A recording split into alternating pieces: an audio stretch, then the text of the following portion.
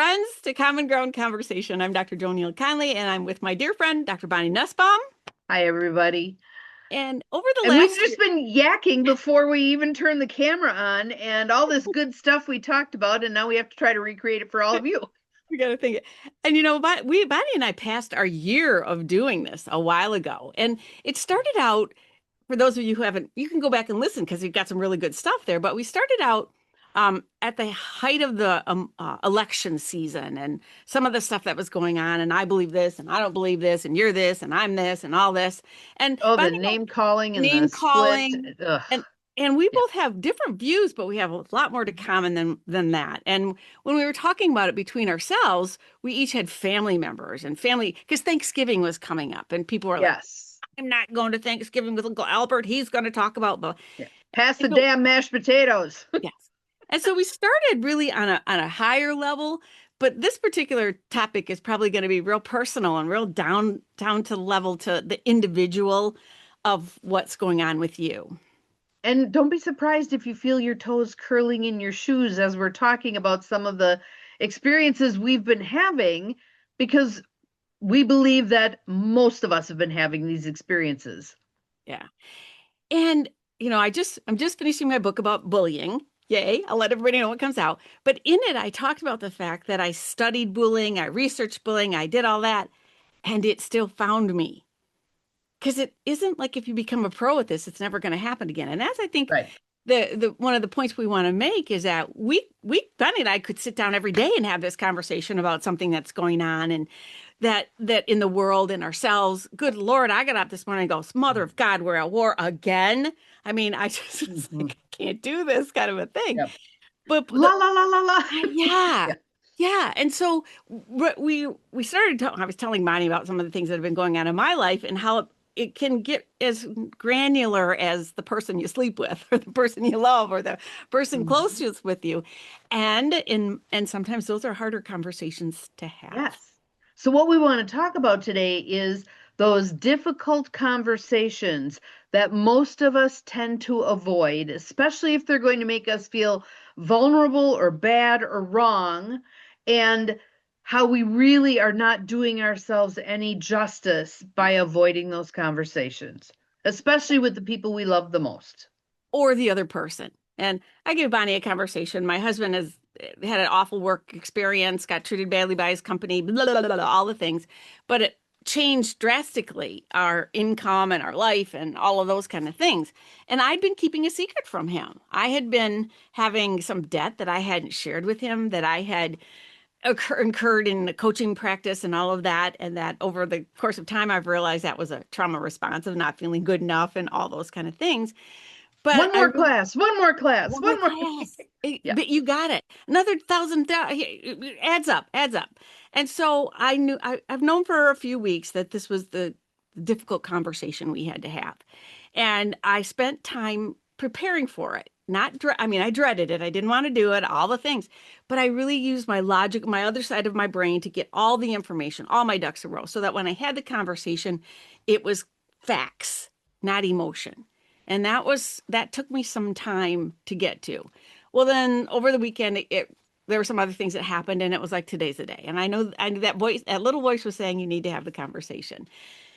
And so we went gone to breakfast, and starting it in a public place. I don't know if that was safety or what, but I knew it was because I know my husband well enough to know that he's a kind, gentle, loving man, but this was huge.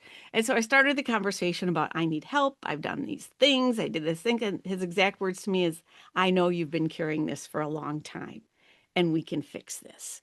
And we had conversation. We had that. Now, did he get upset? Did he get bothered? Yes, but it wasn't like he was going to throw me out with the trash. I knew even from his first conversations. Now, with my ex-husband, that conversation would have gone absolutely differently. I would have been a rotten, stupid, blankety blank. How could you do this? What were you thinking? Blah, blah. And Right. And there's the trauma that even though this is an entirely different human, yep, that's still stuck in there. exactly, exactly. And so I had realized that this was a trauma response. This I'm not enoughness. I need to do better. Blah blah blah blah blah. But the point of this that we want you to understand is that I knew I would have rather had a root canal, an appendectomy, and my toenails picked off to have that conversation. I would have, Yes. I And would have, how do we set ourselves up to be able to have the difficult conversations, the ones that make us feel vulnerable and shitty and less than and all the things? hmm How do we put on our big girl panties and have the conversation yeah, yeah. and And make the eye contact? For me, mhm, that's a hard one. I have a friend who she and I have been through all kinds of stuff. And oftentimes now we live at a distance from each other and mhm. we'll be on a Zoom. And if I get caught in that spiral, she'll say, Oh, look at me, make yeah. eye contact. And I'm like, whoa, it's so hard to do that. Like you're going, I Mhm. mean, if eyes are the mirrors of the soul, Yeah. you're going to see through me and you're going to see what a piece of crap I am. And yeah, hmm And so yes, it's hard to have those conversations with work and all that, but it's hard to have them with those intimate relationships as well. And yes. and again, what I learned from this is I asked for help. I was 100% honest. I held nothing back. I was Mhm. as forthright as I could be, and I had my heart pounding the whole time. Even, then I cried on and off periodically through the day, but it was okay. And he kept saying it's going to be okay. It's going to be okay. Now, And again, do you feel lighter a oh my bit? gosh. Yeah, yeah, 50 pounds, 50 pounds yeah. lighter, 50 pounds. Because holding that inside thinking, oh, if I work harder, if I do hard, I'll get this fixed. I can fix this on my own. And it wasn't something I could fix on my own. I did No, need, because no. it's not an area I'm particularly good at. And not going to get good at when you're not allowing yourself to even deal with it. Yes. I'm Yes. dealing with someone right now who has like I don't know, $150,000 worth of credit card debt. Mm-hmm. And she, years ago, had been in a hole like this. We dug her out and then she descended into it again. And Yeah. now she's so angry with herself for having slipped and created this mess again. And I'm like, the same tools that worked last time will work this time. What has to shift is how you're looking at Mm-hmm. yourself and Because being willing to ask for the help. yeah, because you and I had worked on my stuff originally. This was part of what brought us together. And I still have Mhm. the worksheets and I still have this stuff. And I actually use Yeah, those. I use those tools. we And need tools. we need tools. And what it became was, and these are numbers. These are just numbers on a sheet. Numbers. Right. Numbers. And I was still okay. And these were numbers that we together could work on. And Yes. I would have never had that conversation with my former spouse or other people. But I guess what I want to say too is it it turned out better than I thought it was going to be, and it was harder than I thought it was going to be. Both, and both of Yes. those things Yes. are true. So maybe let's talk about what are the ways that you prepared yourself to pull on your bravery and have the conversation. What kind of, because I've got the tools that I use. What are the tools that you used that helped you actually open your mouth and say the words? I prayed and I meditated about it, and I knew that this relationship matters more to me than that, and that I was willing to put my own discomfort aside and admit that I had, I said, I've made a mess of my life. He goes, no, you haven't. You made a mess of one piece of your life, kind of a thing. Because, True, very it's like, true. because, I'm bad, I'm awful, I'm ugly, I'm stupid. No, one piece is Yeah, is is it. yes. And so the tools were being more factual than emotional. Anybody who knows me knows that that's really hard for me to do because I operate out of that piece, and it was I want to say forced, but this is what you have to do. If you're going to have the conversation, you can't go in there half cocked. You got to have all your ducks in a row. And you have to be willing to be quiet and let him react instead of trying to negotiate or navigate or explain or anything. Or And manipulate their reaction. yeah, Yeah. yeah, and like I said, I started it in a public restaurant. I don't know if that was the best, but we were in the corner. But because we have our best conversations Sunday morning at the over pancakes kind of a thing. but we actually continued the conversation when we got home, and so and I would just encourage, be prepared, be as prepared as you can be, because Yes. I guess we could play out, had the reaction been different, Hmm. then I would have had more information to go with. Right. It would have been information I could use.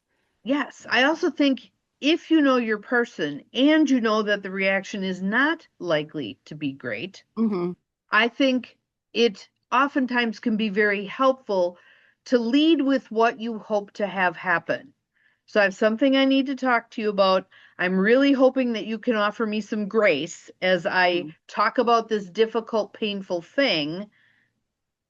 That's what Hmm. I'm hoping for. Hmm. Lay some groundwork. Let them know what it is you're looking for. Yeah. Because oftentimes I also think something that we bump into is everybody wants to fix everybody else. Hmm. And I, for one, when someone starts popping in, well, you ought to do this and you should do that, I'm like, Hmm.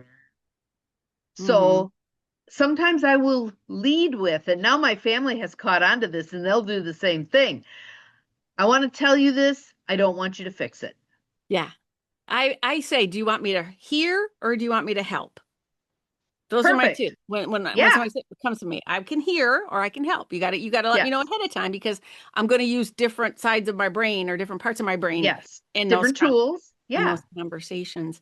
But this morning, Bonnie gave this absolutely beautiful reading about metamorphosis and change. And if you don't watch her morning in the morning, I watch her morning at 7:15 in my pajamas with my cup of coffee.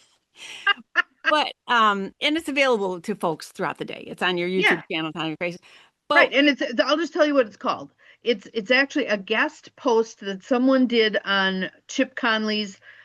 He does a daily. The idea of blogging daily, oh my goodness. I can yeah, talk every day on Yumig, but yeah, it's The Chrysalis, Imaginal Cells, and the Butterfly yeah. by Dana Colley. Hmm. And when she said that, imaginable cells, Imaginal Cells. Yep. that's hard to, I got, what the fudge nuggets is that? And what it was, and I'm going to paraphrase and Bonnie jump in here, is that like the caterpillar has these cells that already knows it's going to be a butterfly. And we have cells inside of us that already know that we have the opportunity, we have the ability, Capacity. we Yeah. have the capacity and the agency to become something different. Yes. And I just found that And to when be, we're in the middle of caterpillarhood or in the middle green muck stage, we couldn't for a lifetime imagine butterfly, mhm, yeah. but it's there for us. There's so much there for us. So this person I'm working with who has this massive amount of debt, one of the things that I told her the previous time when she dug herself out, because she does the work. I'll give her the tools, but she does the work. I'll hand her the shovel, right? Yeah. Um, what I said to her was, take the baby steps. As you show up in faith and take those baby steps, the universe begins to respond in spades. So Mhm. interestingly, and I find myself doing this one also. What happened to that round was COVID. So what Oh, happened with COVID? We oh, got checks. She took those checks and used those as jumping off points for paying things back and getting things cleaned okay. up, blah, blah. So now this time, what does she say? Well, we're not going to have COVID again. I'm not going to get those checks. And I'm like, girl, Yeah. Yeah. the universe has more tools in its pocket than just COVID checks. Come on, Yeah, for sure. show up, do your work, do your due diligence, and watch what the universe begins to hand you. Watch the windows and doors that begin to open. Hmm. And in that reading, was that the reading about the green muck, or was it a different one? No, Green Muck is Sumunk Kid. Oh, okay. Okay. Yes. But this one, let me read the imaginal cells piece Yeah. because I just think that's cool. In biology, imaginal cells are tiny clusters of living intelligence. Isn't that a cool way to put it? Hidden inside a caterpillar. Long before wings appear, long before flight is even imaginable, these cells quietly carry the blueprint of what the creature will become. Mm. Yeah. Yeah. The blueprint. The blueprints. Yes. Hmm. And when we are willing to show up for the difficult conversations. That is telling the universe and whomever we're talking to that we're ready. Hmm. We're ready. We're not hiding from things anymore. We're not going la la la. We're showing up. Hmm. Yeah. And the emotional drain of that, of carrying that baggage Hmm. is profound, Yeah. profound. Like I said, Which we oftentimes don't realize until uh-uh. after the fact. Yeah. How much weight did you lose? 50 pounds of stress, Exactly. kind of a thing. Exactly. And and I'm going to be real honest too, in that I was ashamed. I was bothered. And I also, I can do this. I can fix this. And holding on to that um kept me from getting somebody who knows what how to do it, kind of a thing. I have to do it myself. I have to prove myself. And the Yeah. energy that I was taking to do that or taking away from all kinds of places in my life and all kinds Hmm. of peace and Hmm. joy. And no Hmm. amount of tapping or any of that is going to erase that huge guilt that you feel, that huge pocket of pus that's running around inside. And And probably not, especially if you haven't really you haven't lanced the wound. right. On the other hand, once you have Oh, owned, oh, okay, I have a drinking problem, I have a spending problem, I have an eating problem, I have a mm-hmm, relationship avoidance problem, whatever it is, once you've owned it, then the tools, tapping, breathing, all the things are so helpful. yeah, So come in, helpful. you know. And isn't it when the student is ready, the teacher will appear, Hmm. you Hmm. know? And sometimes when as my sister says, the shit jumps off, we're standing there going, what am I supposed to be learning here? Yeah, yeah, yeah. Yeah. I've yelled up to God, haven't I had enough? What wilt thou? Yes, all the things, all the things. And the hardest part though is that when you do it to yourself, nobody did this to me. I did it to myself. And that's, it's like if you get hit by a car, it's like that bad drive, you have a place to put those feelings or those that this was me. I had nobody else to blame but myself. And interestingly, if we think about leveling ourselves up, if we're going from that 3D way of functioning to a 5D way of functioning, we are going to be called to not be blaming anyone. Yeah. This is unfolded for whatever reasons. Maybe I know the reasons, maybe I don't know the reasons. I would suggest to us that we don't know all the reasons. Oh, for sure. Oh, isn't that just the truth? Yeah. Yes, What is it? Faith is only faith if you believe without seeing, kind of thing. That's what faith is. If you can see, that's not faith. yes, exactly. And if we had all the answers, we have no way to develop faith. Yeah. Hmm. And faith when you can't see any way out. Ugh, and it just goes Yeah. on and on and on and on and on. And it's like, And sometimes, like, even talking to myself, journaling this morning, it was like, okay, one toenail's width forward. That's all you got to do, Bon. One mm-hmm, toenail's width forward. mm-hmm. Yeah. Leaps and bounds are overrated. And and I'm not saying it's because I'm old that all this wisdom has now come to me.